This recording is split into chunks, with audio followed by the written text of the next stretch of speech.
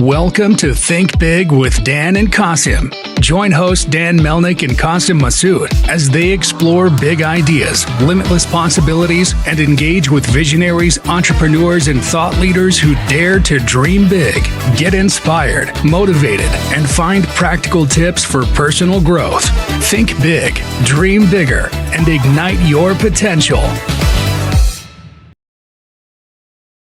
Welcome to the Think Big with Dan and Qasim. Today, our guest is Kelly Peters. Kelly, how are you today? I'm doing great. How are you, Qasim? Thanks for having me. I'm good. Thank you. So nice of you. So, Kelly, let us know where you live and what you do. Yeah. So I live in Pittsburgh, Pennsylvania. I've moved around quite a bit. Previously was in Boston, New York, but always make my way back here to the Steel City. And I work currently for tomorrow.io. We are a weather intelligence and climate resilience company, and I am our director of marketing. Awesome. So let us know from where you got this inspiration about the business. Yeah, sure. So I have a background initially in media. I studied journalism in school, and I started out on the TV side of things. So I really got a good understanding and passion for storytelling. And I've really taken that throughout my career and merged it with a love for the technical side of things. And so when I came into the tech industry, it was kind of a natural journey into the marketing function of the business, getting to tell the stories of the brands and the customers and the different products that I've gotten to learn about and touch. So yeah, I'd say just kind of merging my natural love for storytelling and journalism background with more data-driven stories. Awesome. So how your team look like? Yeah, so we're a lean team, especially for how big of a mission and vision and impact we're having as a company. So I'll give you a little bit about tomorrow.io. It's useful, and then tell you more about my team specifically. So as I mentioned, we're a weather intelligence and climate resilience platform. And what that means is that we really translate the weather forecast into action. We tell your team exactly what to do about the weather when, so that you can take the most effective action for your company to mitigate risk and really have a competitive edge in the market.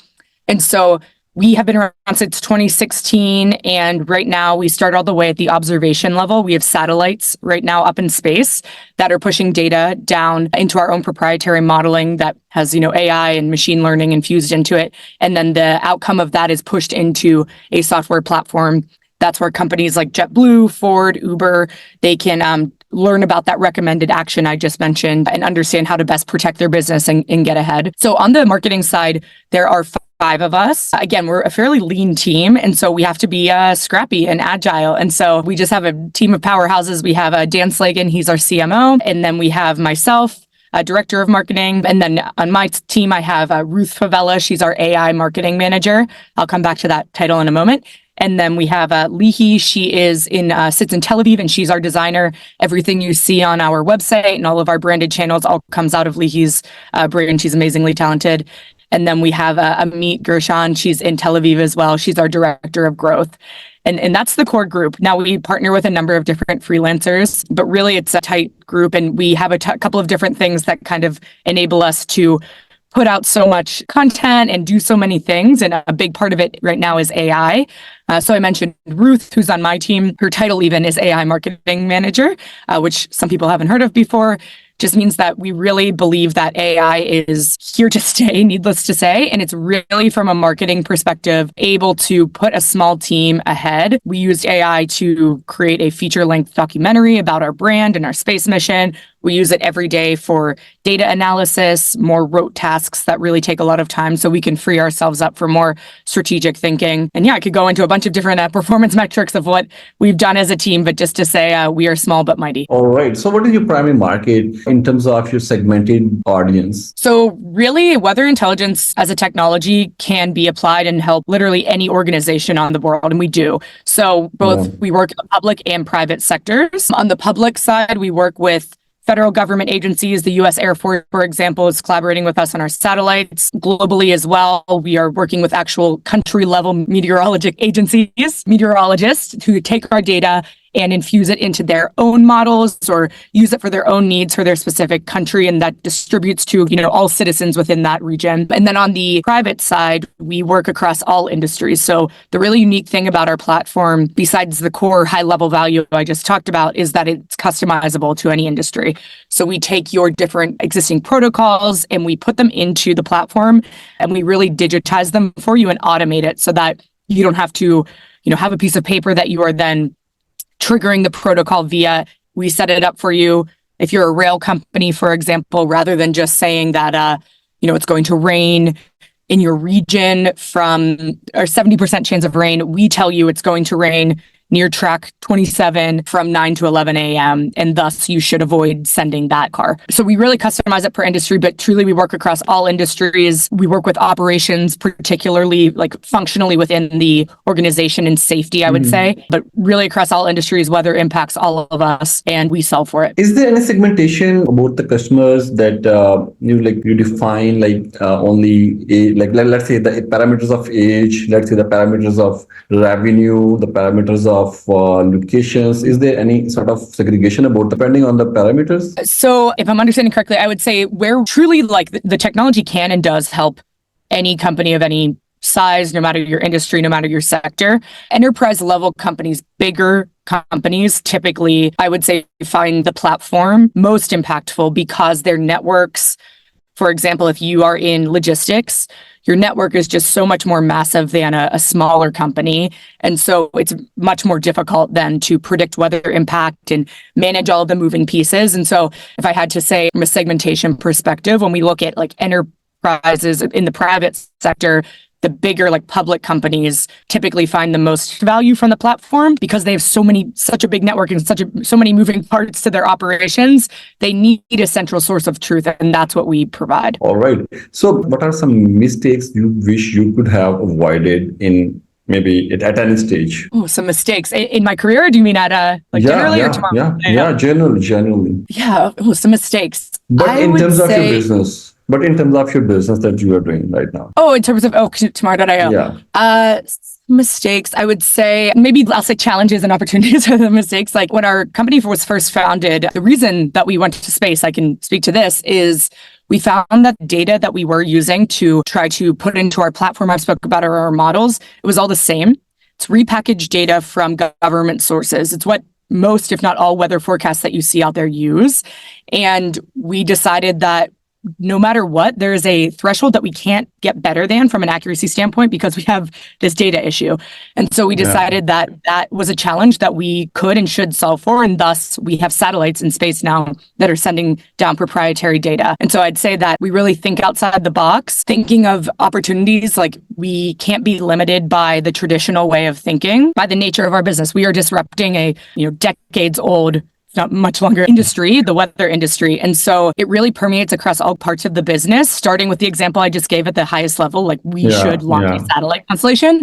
It comes down to my function too. We know that we need to take a closer look at things when we're starting to just think like traditional marketers. We need to think outside the box and we push ourselves to like fail fast and try new things. So that's what I'd say is we are testing new things every day, top-down level at tomorrow.io. All right. So in terms of marketing, because primarily you're doing marketing, and what techniques you're using for the other businesses? Yeah. So if you're a marketer listening, there's all the tried and true things, all the tactics that you'd expect. We're across all channels, email, social, ads, our website. We're always optimizing our funnels and looking for new places to inch up that conversion rate, all the stuff you'd expect. If I had to say something that's especially top of mind that's been working for us right now, I would say it is beyond AI, because I've already mentioned AI, but that is certainly a big part of it, is really trying to get to the core of the human connection piece. So because people, for example, can write really great emails now, like pretty easily using generative AI, it feels as though there's just more and more good, like decent content out there in the market. Emails, social, blogs. And so to stand out, we're finding that you really have to play into the human side of things even more, because things are not going to get people's attention that may have 2 years ago, because everyone can do it. Yeah. So for example, we're seeing success with content and emails that come from a person versus just the marketing voice. Something that would have worked for me, I can say with 100% certainty, like 2 years ago, like I mentioned, is not working now. And so from a marketing voice, like I said, and so instead we are going to employees and learning about their backgrounds and saying, what is it that you have that we could put out into the market to connect with our prospects more and get them to pay attention via the human side of you. And so we're doing that in email campaigns, for example, sending it out from, his name's Ed Carroll. He is a former TV meteorologist. And we were working with Ed to send out emails that says, hey, I used to be on TV in Western Massachusetts. You might even remember me. Let's talk. Like, I'm at this weather company now, and it's really more getting to like the personal side of things, and it's working. People actually want to speak to you. Awesome. So when you are working on most of the AI-based projects, in this case, don't you think that a human factor is also important in it? Where if we talk about the emails need to be humanized. It should have a human factor for sure. So how you manage this thing? Like if the content is generated with AI, then how you humanize it? I use it as like my first draft. Well, in a few different ways. First off, just to ideate, I find Gen AI very useful when I have a broad idea for a campaign. And I almost I speak to it into a document. So I voice prompt it, which I find works better because I just get to kind of like spill my ideas. And then I use AI as like a brainstorm partner first and foremost for these emails. And then I ask it to write a first draft. And I would recommend don't spend too much time, in my opinion, trying to get it to be perfect with the AI. I go to maybe like a first or second draft with it. And then rather than wasting time and reaching a point of diminishing return with the time with the AI, I take it from there and I go in and add my own twist. Something as simple, for example, as like a sign off. AI sometimes will give you some funny generic things like be well, and it's just like not how people speak. And so I go in and just add in like an actual conversational tone and make sure that it sounds like a real human because it is still in fact AI and not a person. Awesome. So what do you believe sets apart your services from the other competitors? I think it's all about us being end to end. As I mentioned, we're the only company out there in the market that truly goes all the way from the observational level, as I mentioned, downstream into the software platform. And a big part of that is, right now there's kind of a gold rush of sorts almost for AI to be infused in everything and AI companies to be created. And that's all well and good, but the AI is only ever as good as the data that it's pulling from. And so not only are we end to end, as I said, but this piece up here is absolutely critical. We are the only company with this proprietary data set, the constellation, as I mentioned, being put into the best available models and then coming out into the software platform. If you put garbage into the AI, you'll get garbage out. We're putting the best available data into it. So there's basically untouchable. There's no one else doing that end to end. And yeah, I'd say that's our biggest competitive advantage. And we also working with you, going back to the human piece, in a white glove customizable way. So we don't just say, here's the platform, good luck. We talk to you, we understand your protocols, we understand your workflows, and then we put them into the platform and really customize it with you. Weather is something that people just assume still is a cost center and you just have to react to it. So there's a lot of change management organizationally for people, and we're there. We're a partner. We're not just setting you loose in the platform. Awesome. So what are your plans for the growth or expansion in near future, like 3 to 6 months? Just 6 months. So our satellite constellation is growing. That's one thing. There are 2 satellites up there right now, and we will have close to 20 once it's fully done. So we're not myself, needless to say, but we're actively building satellites and those will be launched. Beyond that, also the data coming down from the satellites is extremely exciting. Already we can see that the performance from the data is comparable, if not better than existing benchmarks, including from NASA. And so we're able to get that data and already put it into the models, into our platform, and test our models and train them on it. And that's putting us ahead from an accuracy standpoint. And so in the next few months, we're going to be able to start on the marketing side, telling those stories about that data that's already coming down just from the first 2. It's making a huge impact across industries and, saying to a customer, here's how it can help you also. And so I'd say that's what I'm most excited about, is continuing to tell the stories of that incredible data that's already flowing down. All right. So in terms of your long-term goals, what are you looking for after 1 year or 2 years? So I would say, looking forward, we are already the most disruptive weather company in the market, and we will continue to innovate and push the envelope. We're not just going to be, once we launch the constellation, rest on our laurels and say, well, that's it. We see this industry as something that has been underserved for so long, weather forecasting, and for too long businesses haven't realized that they can do anything about it. So once the satellites are up there, we are really going to continue to push the envelope, and that data that I just mentioned 3 to 6 months we're excited about. You can imagine once we have them all up there, the order of magnitude increase that's going to enable us. It's going to come down, put into the platform, features will be spun off from it, and we'll just be able to reach more people. So I'd say just keep growing and not being scared to innovate. We're going to keep pushing the envelope. Awesome. So I believe at this point, you and your company do have really good experience in this field.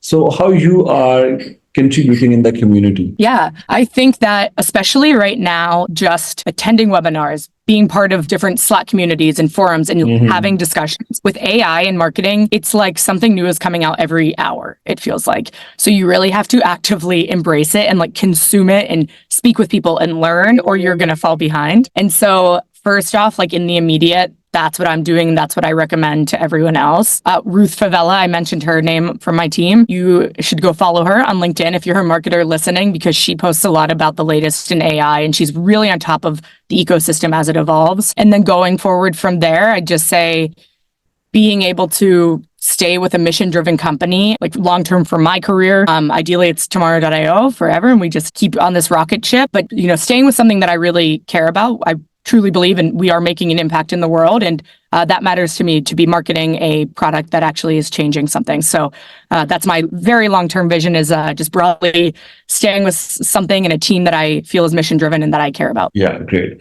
So do you or your company offer consulting or consultancy services? Yeah, we do. So first and foremost, if you're a business right now, not just a customer who's never heard of us or hearing about us for the first time, go to our website and there's a button to request a conversation with us. I'd say that's how most of our sales start. It's not a traditional sales conversation. It's saying, hey, tell me about what's going on with weather with your company. It's very much more consultative because weather is so impactful that it's often very emotive. People are hit hard by the weather, both extreme and just over the many years, feeling like there's nothing they can do about it. So a lot of times it's very much a consultation from the start, and they just tell us how weather is impacting them, how they wish they could do X, Y, or Z, and we hear about it and then offer solutions if it makes sense.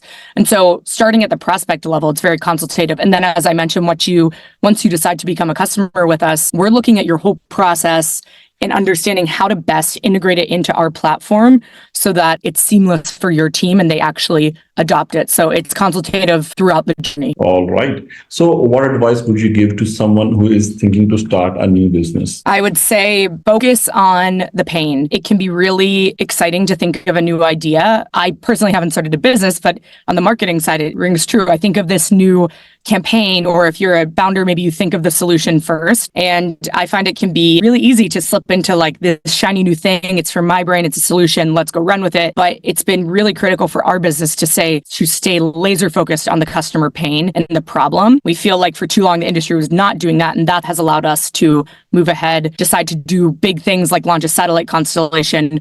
What is the problem at hand? Stay focused on that and solve it. Don't get too caught up in this brilliant, big, ego-driven idea of a campaign, which happens to all of us. Stay focused on the problem and that'll lead you straight. So Kelly, will you please share your website and your social media handles so people can reach you if they want to? Yeah, absolutely. So it's just www.tomorrow.io. And then we're also on LinkedIn, tomorrow.io. You'll find us. I can get you the exact URL after this, might be like underscores something. And then we are also on X and Facebook. Primarily, we're on LinkedIn is the biggest presence you'll notice because that's where our audience is. But we're also on X and Facebook. Awesome. So nice of you, Kelly. I really enjoyed the conversation. Thanks for appearing today. Thanks for coming. Have a good day. Likewise. Thanks so much.